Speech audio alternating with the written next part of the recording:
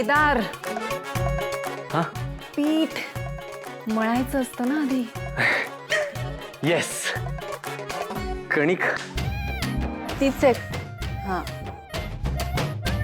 अरे थांब मी सांगते थांब. तू काय सांगतेस? चीटिंग नाही करायची हा. तू माझी आजी आहेस, त्याच्यामुळे तू माझ्या टीम मध्ये आहेस. तू का त्याला मदत करतेस? अगं पण तो सुद्धा माझा नातूच आहे ना, त्याला सांगते ना जरा. अगं पण हे बघ, तुला पोळ्या गोल झाल्याशी मतलब आहे ना, मग थांब जरा. हा, तर पीठ घे, पीठ. त्याच्यामध्ये थोडंसं मीठ आणि तेल टाक. आणि मग जसं जमेल तसं पाणी घालून हळू हळू हळू मळून घे कणिक. हा. अगं आता तू सगळंच सांगितलंस तर कसली परीक्षा? ए, तुला कोणी तर परीक्षक म्हणून बसवलंय का? गप्पायच ना तिथे. सुमी आजी, डोंट वरी, आता मला सगळं व्यवस्थित कळलंय. आता फक्त बघ कशा चंद्रासारख्या गोल चपात्या करतो ते. चंद्रासारखी? ते पौर्णिमेचा चंद्र गोल असतो ना. गुड.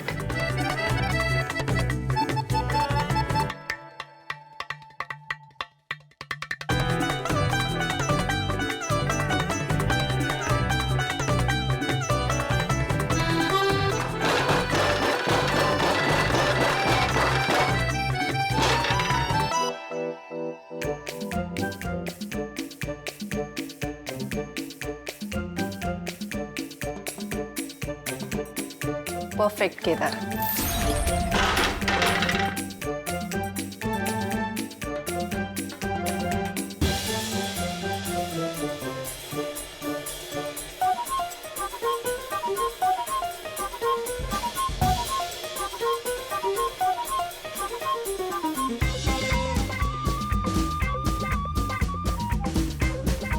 केदार आरामात.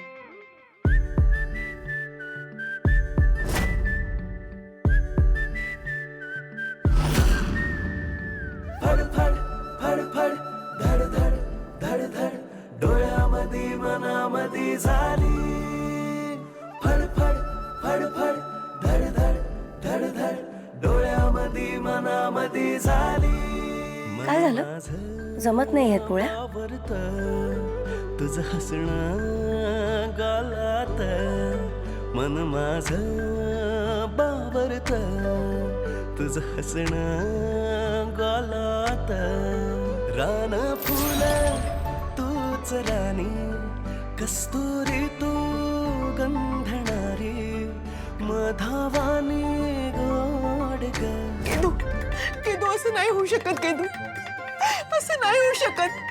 मी परत तुला तारळीच्या गळ्यात मंगळसूत्र घालताना नाही बघू शकत. केदू, त्यापेक्षा मी नस कापून घेते, माझा जीव घेते. काव्या, काव्या काय करतेस तू? बाहेर काय करतेस इकडे? आई थांब, मी सुरू शोधते. आई, मला जीव द्यायचाय. काय डोकं बिकं फिरलंय का तुझं? मग काय करू सांग ना. तारिणीने जी अट घातली आहे ना, ती पूर्ण होणं शक्य नाहीये. तू काळजी करू नकोस आणि नाटकं बंद करा. ती भोकाड पसरायचं नुसतं.